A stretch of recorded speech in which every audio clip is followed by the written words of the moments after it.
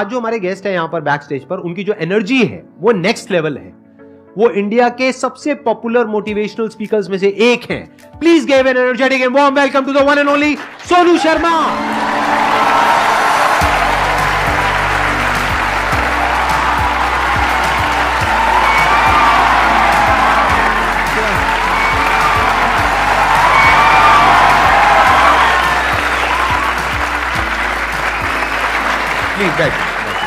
आइए।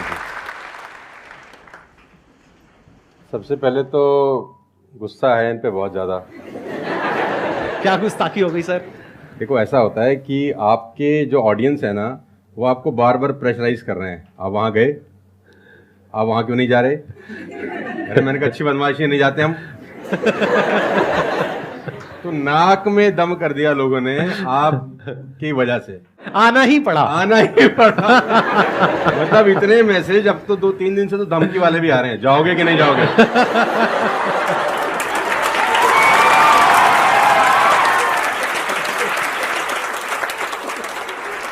इस बहाने मिलना तो हो गया ना सर? इस बहाने मिलना हो गया। और मैं जानता हूं कि 2-2.5 महीने से हम लोग प्रोसेस में थे कि आपके से मुलाकात होगा, लेकिन अच्छा लगा बच्चों की एनर्जी देखकर और आपसे मिलकर वाकई में।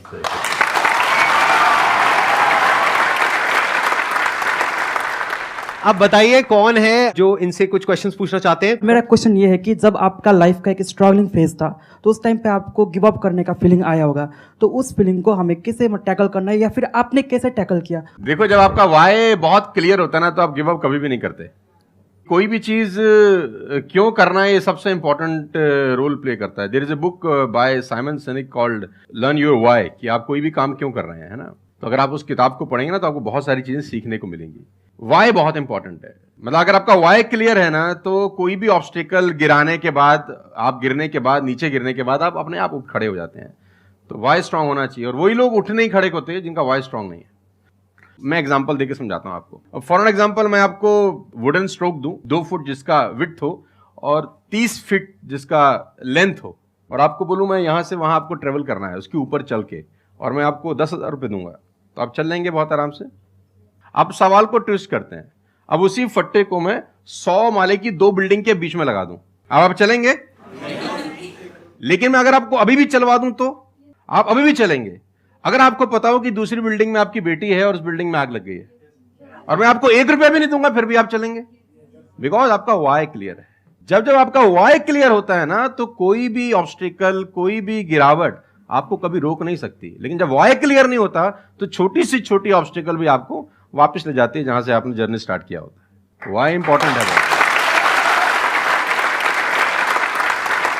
आप सबसे मेरा एक क्वेश्चन है, आप कैसे बनना चाहते हो? जैसे एक होता है कि जरा सा भी कोई थोड़ी सी भी प्रॉब्लम आई तो रोने लग गए, परेशान हो गए। एक ऐसी पर्सनालिटी आपकी हो सकती है कि आने दो, जो आ रहा है आने दो, देख लेंगे, संभाल लेंगे। वो किसके अंदर हो सकता है? जिसने बहुत सारी छोटी छोटी प्रॉब्लम्स को फेस किया है, वही तो बोल सकता है ना आने दो। इस बात को अच्छे से समझ लो कि स्ट्रांग बनते कैसे हैं। स्ट्रांग बनते हैं प्रॉब्लम से, फेलियर से, स्ट्रगल से, सक्सेस से नहीं। सक्सेस से तो दिमाग खराब होता है हम सबका। सच बता रहा हूं आप लोगों को। अभी आप लोगों के लिए सक्सेस बहुत इंपॉर्टेंट है ना। सक्सेस से कुछ नहीं होता है। सक्सेस जब मिल जाती है, हम अपने कंफर्ट जोन में चले जाते हैं और दिमाग खराब हो जाता है, ईगो बढ़ जाती है। बट एक्चुअल में एक इंसान अंदर से जो स्ट्रांग बनता है ना, वो बनता है ठोकरे खा खा करके, प्रॉब्लम्स को फेस करके, स्ट्रगल्स को देख करके। तो आप जितना अभी इस एज में फेलियर्स को देख लोगे, फेलियर से डरोगे नहीं, उतना ही आने वाले 10 साल बाद स्ट्रांग हो जाओगे। With all the respect and regard to everybody, आप देखेंगे कि जो सड़क किनारे बहुत सारे लोग रह रहे होते हैं ना, तंबू वंबू लगा के कुछ सामान बेच रहे हैं टाइप्स, वहां देखना उनके बच्चों का इम्यून सिस्टम बहुत शानदार होता है। वो सर्दी में, जनवरी की सर्दी के अंदर वो नंगा ही खेल रहा होगा सर, और हमारा पैम्पर्ड बच्चा ब्लैंकेट के अंदर उसको जुकाम हो जाता है जरा सा हवा लग जाए ठंडा। तो जो ठोकरे हैं ना, वो आपका इम्यून सिस्टम बहुत अच्छा बना देती हैं। सफलता, सही कह रहे हैं संदीप जी, कि दिमाग खराब करती है। तो ये जो 5-6 साल हैं, फ्रॉम 14 to 20 और 22, यहां तो आदमी की रगड़म पट्टी होनी चाहिए दबा के। मतलब उसके तो खून के आंसू आ जाने चाहिए कि जिंदगी में भगवान ने मुझे क्या दिया है। सही कह रहे हैं, बिल्कुल सही कह रहे हैं। बता रहा हूं अपना। जो मैच्योर लोग रहते हैं, जिनको लगता है कि यार एक कुदरत टेस्ट ले रही है यार हमारा, वो तो खुद ही बोलता है, अगर 2-4 साल कुछ ना हो ना, ऊपर देख के बोलता है कुछ कर नहीं रहे क्या। मुझसे भरोसा उठ गया है क्या? हाँ सही बात है, भेजो कुछ चैलेंज, मैं तैयार हूं कुछ बड़ा मजा करने ही नहीं के आता लिए। उसके बिना मजा ही नहीं हम आता। तो लोग वो हैं कि हम गाड़ी चलाते हैं ना, 4-5 साल स्मूथ चलने लग जाए गाड़ी रोड पे, तो हम गाड़ी रोक के खुद ही खड्डा खोदते हैं सड़क पे। साला इतनी स्मूथ क्यों चल रही है? कोई ना कोई चैलेंज चाहिए यार, मजा नहीं आ रहा यार गाड़ी चलाते हुए।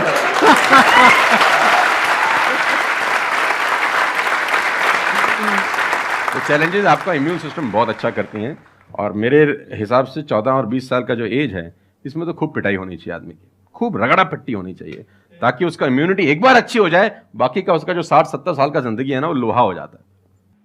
आपको खुद पे भरोसा रखना बहुत जरूरी है। दुनिया तो नहीं करेगी, ये तय है, दुनिया तो चड्डे में बम लगाएगी आपके।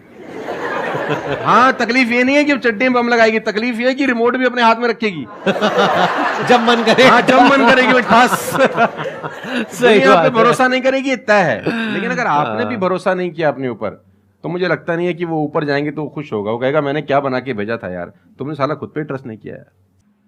मेरा ये मानना है कि आदमी पहाड़ की चोटी से गिर जाए ना, वापस खड़ा हो जाता है। ऊंट से गिर के भी खड़ा हो सकता है, लेकिन अपनी नजर में गिर जाए ना, फिर आदमी खड़ा नहीं होता कभी। हमारे को अपनी नजर में खड़ा होना है। मेरा एक क्वेश्चन है आपसे, ये जो आप अपने वीडियोस में बार बार साला साला बोलते हो, तो आपका साला एक्चुअल में है या नहीं है? नहीं, बिल्कुल है, हष्ट-पुष्ट है। कहते ना सारी खुदाई एक तरफ। एक्चुअली मैं उसको याद करता हूँ, लोग कुछ और वही मैं सोचते हैं। क्या आजकल का जो दौर है ना, जो मुझे कई बार लोग बोलते हैं आप साला मत बोला करिए, लेकिन साला बोलने से जो वजन बढ़ता है ना बात में, वो कुछ और शब्द उसको भरपाई नहीं कर पाता। वो उसकी भरपाई नहीं हो पाती। और कभी कभी जैसा लोग मुझे बोलते हैं मत यूज करो, ये वो आदमी है जो नेटफ्लिक्स देख रहा है और न जाने क्या क्या देख रहा है और क्या क्या सुन रहा है, लेकिन उसको मेरे से पंगा है थोड़ा सा। हर आदमी रहता है ना कि इस देश में हर आदमी से खुश हो सकता है क्या? If everybody likes you have a serious problem, है ना? अगर दुनिया में सब आपको पसंद करते हैं तो आप में कोई प्रॉब्लम है, फिर आपने कोई समझौते ही किए हैं जीवन के अंदर। हाँ। तो मैं वो जानबूझ के बोलता हूं, क्योंकि उसका जो वजन है ना यार, मैं और बोलना चाहता हूं और भी कुछ,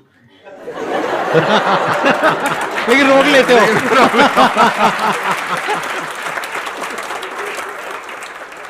सर मैं क्वेश्चन करना चाहता हूँ कि जैसे लाइफ में सबके लिए सब कुछ क्लियर होती है, नॉलेज सबके पास है, क्लियर कट सब है सब रास्ते के लिए कि क्या करना है क्या नहीं करना। कुछ चीज़ें उनको रोकती है, पता है उसको भी वो क्या रोकती हैं क्या नहीं रोकती हैं, फिर भी वो चाह के वो बंदा आगे नहीं बढ़ पाता उन चीज़ों को लेके। एक नेगेटिविटी उसको रोकती है और उसकी सराउंडिंग उसको रोकती है, मैटर करता है, उसको सब पता है करना क्या है, फिर भी वो रुकता है। सर इसके लिए कोई ऐसा आंसर दो, आज तक किसी ने दिया ना और क्लियर कट हो।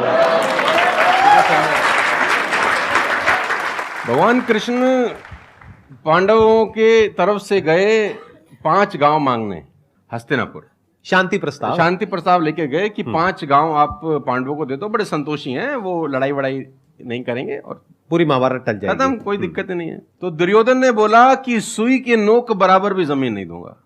तो भगवान कृष्ण दुर्योधन से बोलते हैं ये धर्म है? उसने बोला मैं जानता हूं धर्म है। उसने बोला करता क्यों है? बोला पता नहीं ऐसी कोई शक्ति है जो मुझसे करवाती है। ऐसा होता ही नहीं है कि गलत करने वाले को अरे मुझे तो पता ही नहीं था चोरी करना पाप है, नहीं तो मैं करता ही नहीं यार।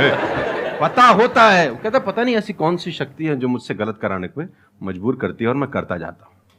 कुत्ता रहता है ना, जो कुत्ता, उससे परफेक्ट एग्जाम्पल नहीं है। कुत्ता अगर रोटी चुरा के कहीं से भागेगा ना, आप ध्यान दीजिए, गौर करिए, कहीं से चुरा के भागे तो वो 3 गली दूर जाएगा, चोरी से खाएगा कि कोई देख तो नहीं रहा, चुरा के लाया है। और अगर मालिक उसको अगर परोसता है, ध्यान से देखना, वो पहले पूंछ उठाएगा, 2 हाथ ऊपर के करेगा, थैंक्स बोलेगा, शुक्रिया अदा करेगा, और जहां परोसी होगी वहीं बैठ के खाएगा। कुत्ते को भी पता है ये ईमानदारी की रोटी है और उस कुत्ते को पता है कि सारा बेईमानी की रोटी है, वो 3 गली दूर जाके खाता है। कुत्ते को भी पता होता है क्या सही है क्या गलत है, तो इंसानों को कैसे नहीं पता हो सकता है? सबको पता होता है कि क्या सही होता है और क्या गलत होता है। बहुत बढ़िया। फिर भी लोग करते हैं। ऐसा हो नहीं सकता। Cigarette smoking is injurious to health, everybody knows ना।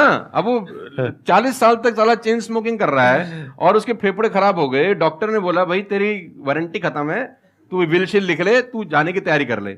और ये डॉक्टर साहब को अगर इनोसेंटली बोल रहे, डॉक्टर साहब मुझे पता होता, भगवान कसम मैं पीता ही नहीं, बोल सकता है ऐसे? नो, उसको पता था। पता होने से कुछ नहीं होता। मैं अपनी ट्रेनिंग में बोलता हूं execution is the most powerful thing.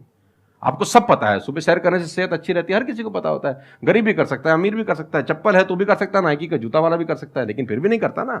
पता होने से क्या होता है? कुछ नहीं होता। Execution is important. यहां पर मैं थोड़ा सा ऐड करूंगा इनकी बात में।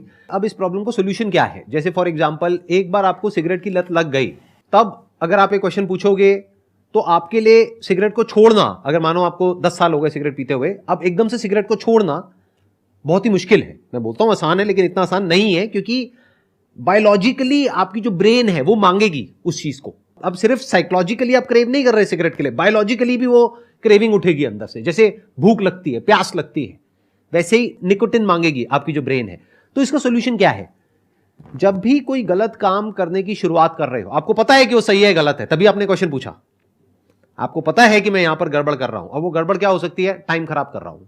एक बार आदत पड़ गई टाइम खराब करने की, उसके बाद बहुत मुश्किल हो जाएगा उसको छोड़ना। बहुत लेकिन अगर शुरुआत हो रही है टाइम खराब करने की, रोक लिया, वही रोक लिया, पहली सिगरेट पे आप रुक गए, तो बच जाओगे। मैं आपको संदीप जी को ऐड करता हूं। ये बिल्कुल फैंटास्टिक बात बोली इन्होंने, बहुत जबरदस्त बात बोली। एक गुरु और एक चेला कहीं से ट्रेवल कर रहे थे, राइट? कोई जंगल टाइप जगह थी, तो गुरु ने बोला इसको उखाड़ दो। क्या उखाड़ दो? वो छोटा सा पौधा सा लगा था, इतना सा उंगली जितना बाहर आया था। तो बच्चे ने बोला कौन सी बात है, खट से उखाड़ दिया। हाँ। थोड़ा सा और आगे गए तो 2-2.5 फुट का एक छोटा सा पेड़ था। गुरु ने बोला इसको उखाड़ दे। उसने थोड़ा सा जोर लगाया, वो भी उखाड़ दिया। फिर 4-5 फुट लंबा पेड़ था। गुरु ने बोला अब इसको उखाड़ दे। थोड़ी सी उसको मेहनत लग रही, लेकिन उसने फाइनली इसको भी रिमूव कर दिया। अब एक बरगद का पेड़ था करीब 20 फीट ऊंचा। गुरु ने बोला अब इसको उखाड़। बोला महाराज कैसी बातें करते हुए, कैसे उखड़ेगा? बोला यही सिखाना चाह रहा था कि एक बार जड़ें गहरी हो जाए ना, तो उसको उखाड़ना बहुत मुश्किल होता है।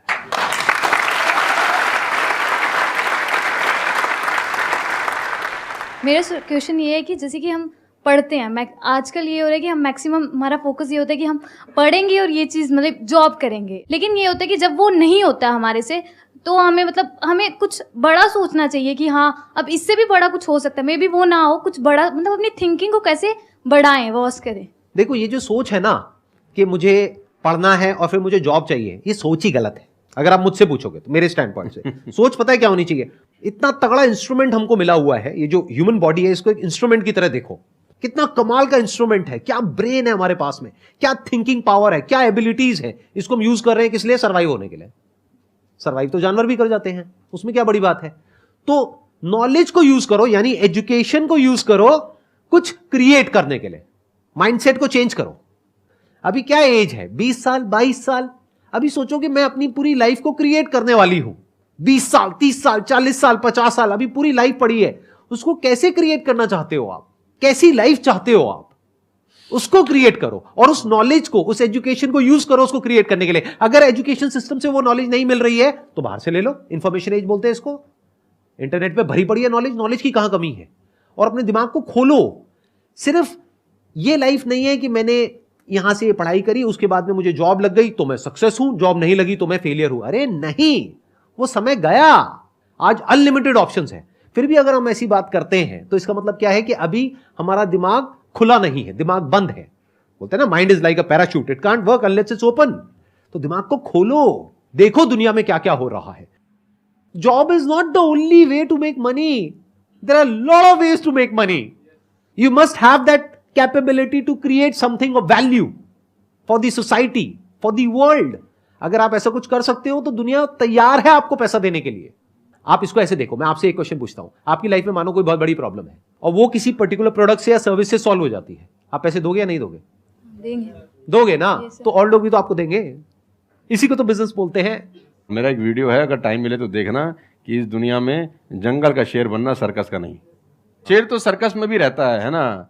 अब वो जो चाबुक वाला ना उसको नचाता है, आग में से भी कूदने को बोलता है तो बेचारा कूद जाता है। उसको सिर्फ सहूलियत ये होती है कि उसको टाइम पे खाना मिल जाता है बस। लेकिन जो जंगल का शेर है उसको कभी मिलता है, कभी नहीं मिलता। उसको रोज हॉन्ट करना पड़ता है। Every day when the sun rises उसको भागना पड़ता है शिकार के लिए, नहीं तो वो शाम का अपना सूर्यास्त नहीं देख सकता, मर जाएगा। डेली भागना है, डेली दौड़ है, डेली लड़ाई है, डेली जंग है उसकी। लेकिन सर्कस के साथ कोई जंग है ऐसी नहीं। उसको धूप की तकलीफ नहीं है, धूप उसको पड़ेगी नहीं, बारिश उस पर आएगी नहीं, सेफ सिक्योर है, मस्त रह रहा है, उसकी टेक केयर हो रही है। लेकिन साला कोई जिंदगी है?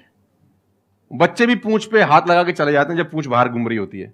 अब यही पिंजरा हटा दो, अब बच्चे को बोलो हाथ लगाइयो, है ना? तो जिंदगी में बनना, तो जंगल का शेर बनना, चैलेंजेस होने चाहिए। आराम से 2 टाइम का खाना मिल जाएगा, वो तो सर्कस वाली कहानी है, मुझे सूट नहीं करती।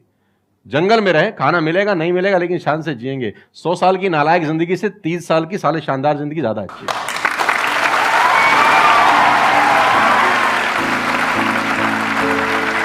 Thank you so much, thank you.